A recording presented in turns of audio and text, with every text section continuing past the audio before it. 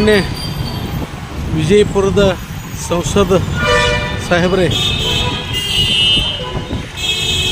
ನಾವು ಬಾಲಕೋಟ್ ರಸ್ತೆ ವಜ್ರ ಹನುಮಾನ್ ರೈಲ್ವೆ ಕ್ರಾಸಿಂಗ್ ಫ್ಲೈಓವರ್ ಮಾಡಬೇಕು ಅಂತ ಹೇಳಿ ತಮ್ಮಲ್ಲಿ 2-3 ವರ್ಷದಿಂದ ಮನವಿ ಮಾಡುತ್ತಾ ಬರುತ್ತಿದ್ದು, ಕರ್ನಾಟಕ ರಕ್ಷಣಾ ವೇದಿಕೆ ಸ್ವಾಭಿಮಾನಿ ಸೈನ್ಯದಿಂದ ಬಾಗಲಕೋಟ ಏನು ರಸ್ತೆ ರಿಂಗ್ ರೋಡ್ಗೆ ಜುಮ್ನಾಡ್ ರೋಡ್ ಬಂದು ನಿಂತಿದೆ, ಅಲ್ಲಿಂದ ರೈಲ್ವೆ ಕ್ರಾಸಿಂಗ ಹಿಂಗೆ ಸಿಂಗಲ್ ಕಾಲಮ್ಗಳು ಹಾಕ್ಕೊಂಡು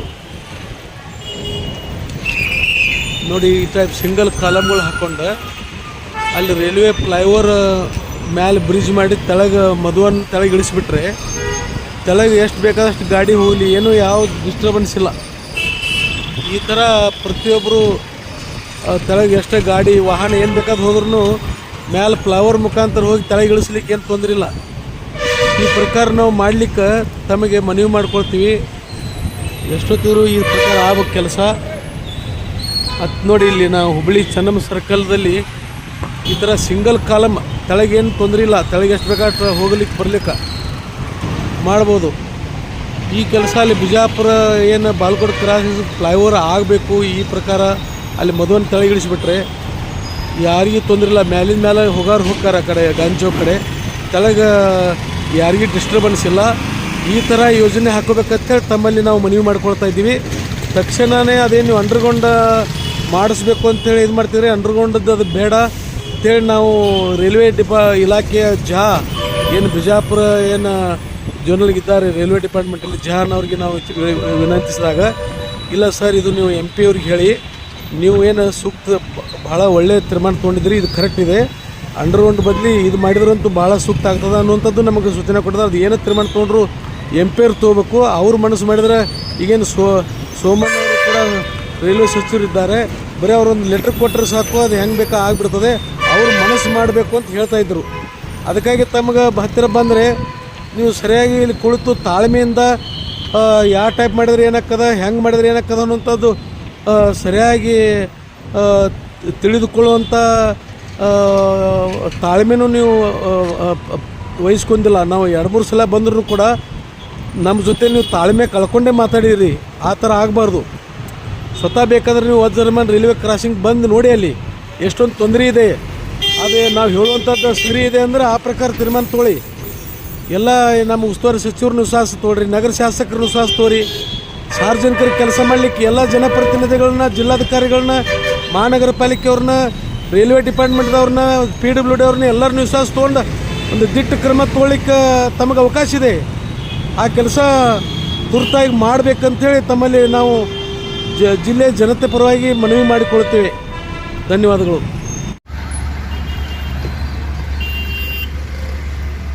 ನೋಡಿ, ವಿಜಯಪುರ ಶಹರದ ಬಾಗಲಕೋಟ್ ರಸ್ತೆಯ ಹಣೆಬರ ವಜ್ರ ಹನುಮಾನ್ ರೈಲ್ವೆ ಕ್ರಾಸಿಂಗ್ ಪರಿಸ್ಥಿತಿ.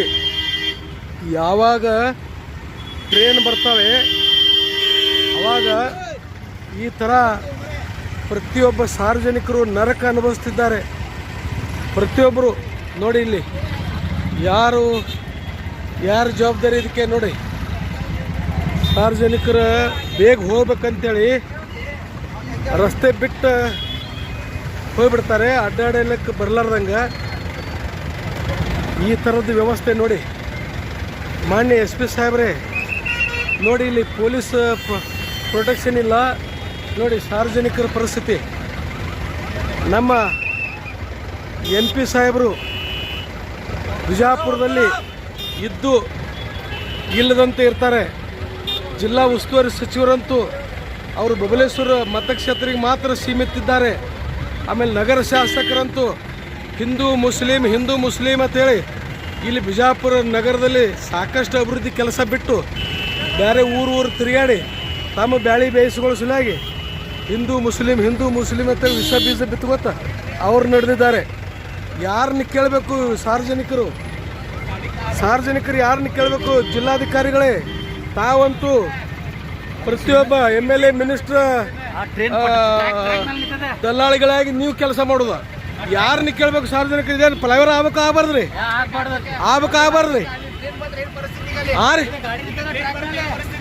ಅಲ್ಲಿ ವಿರೋಧ ಸಿಕ್ಕೊಂಡ್ಬಿಟ್ರನ್ರಿ ಈಗ ನೋಡ್ರಿ ನೋಡ್ರಿ ನೋಡ್ರಿ ಯಾವ ಟೈಪ್ ಪರಿಸ್ಥಿತಿ ನೋಡ್ರಿ ಸರ್. ಇದು ಫ್ಲೈಓವರ್ ಆಗ್ಬಾರ್ದು ರೀ, ಫ್ಲೈಓವರ್ ಆಗ್ಬಾರ್ದು ನೋಡ್ರಿ. ಇದು ಇಂಥ ನರಕ ಅನುಭವಿಸೋದು ನೋಡಿ. ಯಾವಾಗ ಟ್ರೈನ್ ಬರ್ತದೆ, ಪ್ರತಿಯೊಬ್ಬರ ದಿವಸ ಟ್ರೈನ್ ಬರೋ ದಿವಸ ಯಾವಾಗ ಟ್ರೈನ್ ಬರ್ತದೆ ಈ ಪ್ರಕಾರ ಸಾರ್ವಜನಿಕರು ಸಾಯ್ತಾ ಇದ್ದಾರೆ. ನಿಮ್ಮಲ್ಲಿ ಯಾರು ಮನುಷ್ಯತ್ವ, ಮಾನವೀಯತೆ, ಜನಪ್ರತಿನಿಧಿಗಳು ಇದ್ದವರಲ್ಲಿ ಒಬ್ಬರಲ್ಲಿ ಇಲ್ಲ. ಬರೇ ತಾವು ಶ್ರೀಮಂತರಾಗೋದು, ಇಡೀ ಲೂಟಿ ಹೊಡೆದು, ಇದೊಂದು ಬಿಟ್ಟು ಬೇರೆ ಏನಿಲ್ಲ ನೋಡಿ. ಸಾರ್ವಜನಿಕರು ಸಾಯ್ಬೇಕಾ ನೋಡಿ. ಇಲ್ಲಿ ಟ್ರೈನ್ ಬಂದರೆ ಏನು ಹಾಲತ್ತು, ಟ್ರೈನ್ ಬಂದರೆ ಯಾವ ಥರ ನೋಡಿ, ಯಾವ ಥರ ಪರಿಸ್ಥಿತಿ ನೋಡಿ. ನೋಡಿ ನಮ್ಮ ಭಾಗದ ಜನಪ್ರತಿನಿಧಿ ಸನ್ಮಾನ್ಯ ಮುಖ್ಯಮಂತ್ರಿಗಳೇ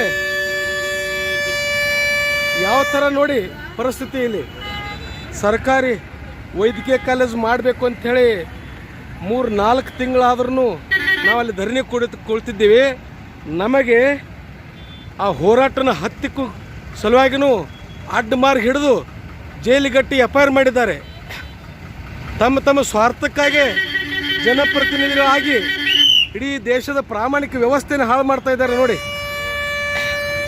ಈ ಥರ ದಿನಾಲೂ ನರಕ ಅನುಭವಿಸ್ತಾ ಇದ್ದಾರೆ ಸಾರ್ವಜನಿಕರು, ದಿನಾಲೂ ನರಕ ಅನುಭವಿಸ್ತಾ ಇದ್ದಾರೆ. ಪಾಪ ಏನು ಮಾಡ್ಬೇಕು ಇವರು ನೋಡಿ. ಟ್ರೈನ್ ಇವರು ಗೇಟ್ ಹಾಕೋರು ನಮಗೆ ನೌಕರನ್ನೇ ಬೇಡಾಗಿದ್ರಿ, ನಮಗೆ ಏನು ಪರಿಸ್ಥಿತಿ ಅಂತೂ ಮೇಳಿಲ್ಲ ಅಂತ ಅವ್ರು ಹೇಳ್ತಾರೆ. ದಿನಾಲೂ ಅವ್ರಿಗೆ ಬೇಯ್ದು ಸಾರ್ವಜನಿಕರು ನೋಡಿ. ಪೂರ ಟೋಟಲ್ ಟ್ರಾಫಿಕ್ ಜಾಮ್ ನೋಡಿರಿ. ಟ್ರೈನ್ ಬಂದರೆ ಅಪಘಾತ ತಪ್ಪಿದ್ದಲ್ಲ. ಯಾವಾಗ ಟ್ರೈನ್ ಬರ್ತವೆ ಈ ಥರ ಪ್ರತಿಯೊಬ್ಬರು ಸಾರ್ವಜನಿಕರು ದಿನಾಲೂ 40ರಿಂದ 50 ಅನಾಹುತ ಆಗ್ತಾ ಇದೆ. ಇದಕ್ಕೆ ಫ್ಲೈಓವರ್ ಮಾಡಬೇಕು ಅಂತೇಳಿ ಮಾನ್ಯ MP ಸಾಹೇಬರಿಗೆ, ಆಮೇಲೆ ನಗರ ಶಾಸಕರಿಗೆ, ಜಿಲ್ಲಾ ಉಸ್ತುವಾರಿ ಸಚಿವರಿಗೆ, ಜಿಲ್ಲಾಧಿಕಾರಿಗಳಿಗೂ ಕೂಡ ಎಷ್ಟು ಸಾರಿ ನಾವು ಮನವಿ ಕೊಟ್ಟರು. ಅವ್ರೇನು ಅದಾರೋ, ಏನು ಬಿಜಾಪುರದಲ್ಲಿ ಇಲ್ಲೋ, ಅಥವಾ ಏನು ಬರೆಯತ್ತಾವ, ಯಾಕರೆ ಜನಪ್ರತಿನಿಧಿಗಳು ಹಾಕಾರೋ ಅದು ಗೊತ್ತಾಗಲತ್ತಿಲ್ಲ. ಸಾರ್ವಜನಿಕರ ಸೇವೆ ಮಾಡ್ಲಿಕ್ಕೆ ಜನಪ್ರತಿನಿಧಿಗಳು ಆಗೋದು ಬಿಟ್ಟು ಅವರು ಯಾಕೆ ಜನಪ್ರತಿನಿಧಿ ಆಗ್ತಾ ಇದ್ದಾರೆ ಗೊತ್ತಾಗ್ತಾ ಇಲ್ಲ. ಬೇರೆ ಸಿಟಿ ಒಳಗೆ ಸಾಕಷ್ಟು ಡೆವಲಪ್ ಮಾಡ್ತಾ ಇದ್ದಾರೆ, ಆ ಕಡೆನೂ ಜನಪ್ರತಿನಿಧಿ ಇದ್ದಾರೆ, ಇಲ್ಲ ಅನ್ನೋದಿಲ್ಲ. ಅವರು ತಮ್ಮ ಊರು ಸುಧಾರಣೆ ಸಲುವಾಗಿ ಎಷ್ಟು ಪ್ರಾಮಾಣಿಕ ಪ್ರಯತ್ನ ಮಾಡ್ತಾ ಇರ್ತಾರೆ. ಆದರೆ ನಮ್ಮ ಜನಪ್ರತಿನಿಧಿಗಳು ಇಲ್ಲಿ ಏನು ಪ್ರಯೋಜನ ಇಲ್ಲ, ಬರೀ ತಮ್ಮ ಆಸ್ತಿ ದ್ವಿಗುಣ ಮಾಡ್ಕೊಳ್ಳೋಕೆ ಮಾತ್ರ ಜನಪ್ರತಿನಿಧಿ ಆಗ್ತಾ ಇದ್ದಾರೆ. ನಮ್ಮ ಸಾರ್ವಜನಿಕರ ಮಾತಿಗೆ ಮನ್ನಣೆ ಕೊಡುತ್ತಿಲ್ಲ ನೋಡಿ. ಆ ಕಡೆ ಗಾಡಿಗಳು ಏನು ಮೇಳಿಲ್ಲ ನೋಡಿ. ಎಲ್ಲ ಕಡೆ ಟ್ರಾಫಿಕ್ ಜಾಮ್, ಎಲ್ಲಿ ಹೋಲಕ್ಕೆ ದಾರಿನಿಲ್ಲ ನೋಡಿ. ಈ ಕಡೆ ನೋಡಿ ಎಲ್ಲ 1 ಕಿಲೋಮೀಟರ್ ಗಾಡಿ ನಿಂತಿದ್ದಾವೆ ನೋಡಿ. ಆ ಕಡೆ ವೆಸ್ಟ್ ಎಂಡ್ ಮುಂದೆ ಗಾಡಿ, ಅಲ್ಲಿ ಪೂರ ಎಲ್ಲಿ ಏನು ದಾರಿನಿಲ್ಲ. ಇಂಥ ಪರಿಸ್ಥಿತಿ ದಿನಾಲೂ ಅನುಭವಿಸ್ತಾ ಇದ್ದಾರೆ ಸಾರ್ವಜನಿಕರು. ಇದು ಫ್ಲೈಓವರ್ ಆಗಬಾರ್ದು ರೀ, ಫ್ಲೈಓವರ್ ಆಗಬಾರ್ದು ಸರ್.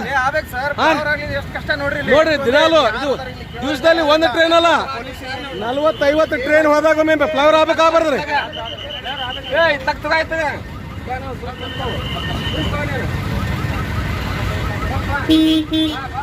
ಸರ್ ಫ್ಲೈಓವರ್ ಆಗಬಾರ್ದು,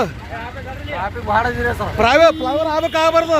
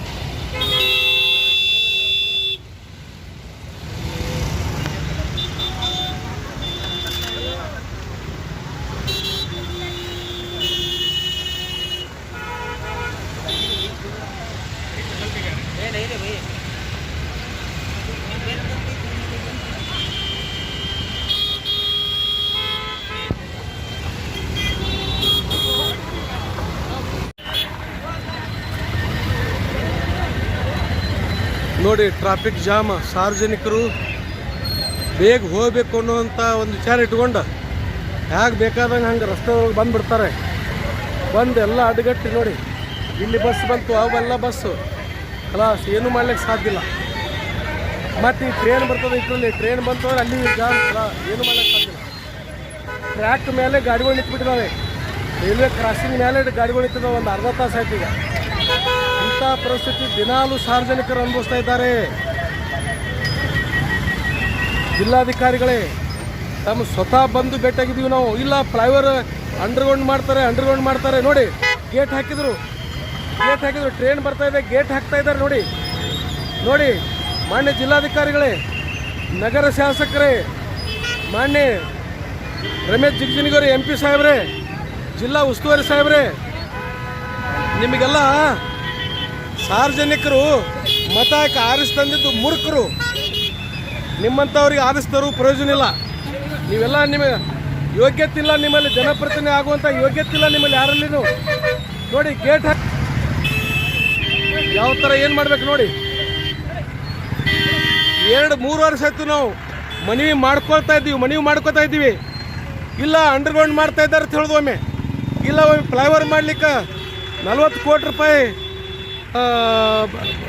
ಅಲ್ಲಿ ಅಧಿವೇಶನದಾಗ ಧ್ವನಿ ಎತ್ತೀವಿ ಅಂತೇಳಿ ಅದೊಬ್ರು ಹೇಳ್ತಾರೆ. ಏನು ಯಾರ್ದು ಕರೆ ಯಾರು ಸುಳ್ಳು?